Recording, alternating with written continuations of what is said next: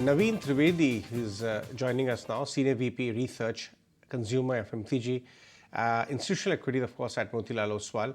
Naveen, afternoon. Thank you so much for your time. Naveen has come out with a very interesting note on one part of the consumption basket, which is jewelry. Up till now, there was only just one company with the lion's share out there. But over the years, there are other companies also which are grabbing market share and, of course, expanding the market in the process. Kalyan came up. Senco came up, a few others as well. Naveen, afternoon. Thank you so much for your time. This category is growing.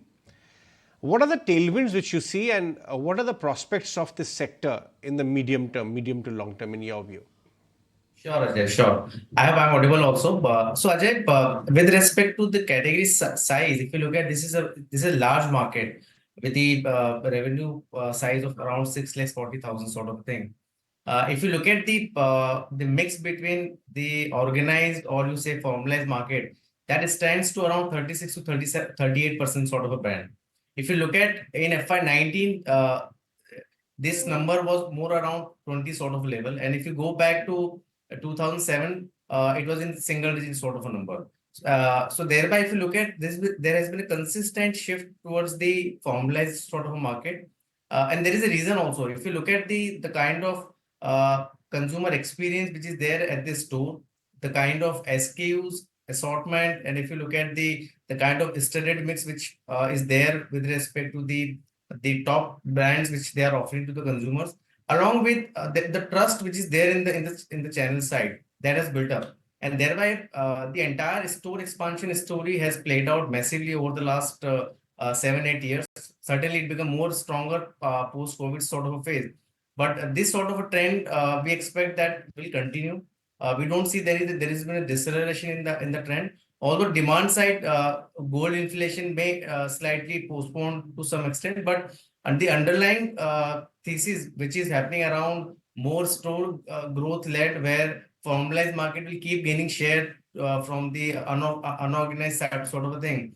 That thesis, we don't see any change in the even in the medium term sort of thing, and thereby the players like Titan, Kalyan, Senco, and all, they can keep expanding beyond the core market. So we have seen some success stories so far where they have done well in the core market, and then we also have seen last 3, 4 year, 5 year, the success rate has also increased in a newer market side also. So consumers accepting these brands even in a market where they are new, because now the kind of design, the kind of product differentiator which they are finding it in newer brands, the acceptance level are very high.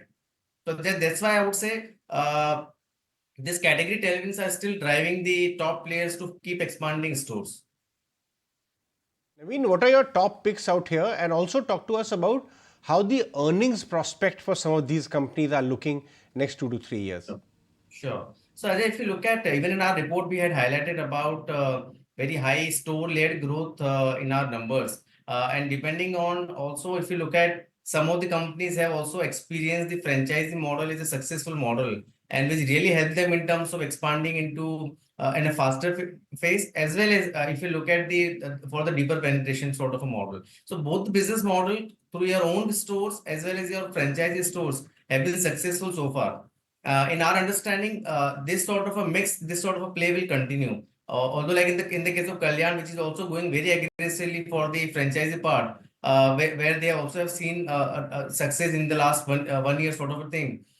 This will create a completely different business model, where asset light business model, where the balance sheet will become lighter, and then they will, on top of that, the requirement from the cash flows point of view will also become healthier. So in nutshell, the revenue will also grow anywhere around 28-30%. On top of that, earnings sort of a thing, we expect more around 40% sort of a CAGR for Kalyan. Similarly for Titan and Senco also, a very strong led expansion led growth we are building up. Even for Senco also, where they are moving also beyond the east region, where they have very strong foothold.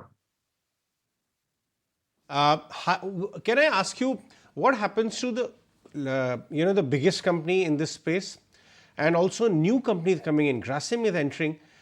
So what do they do to competitive intensity? And also, Is there durability of earnings growth there in this space, or select companies will outgrow others on earnings? Sure, sure.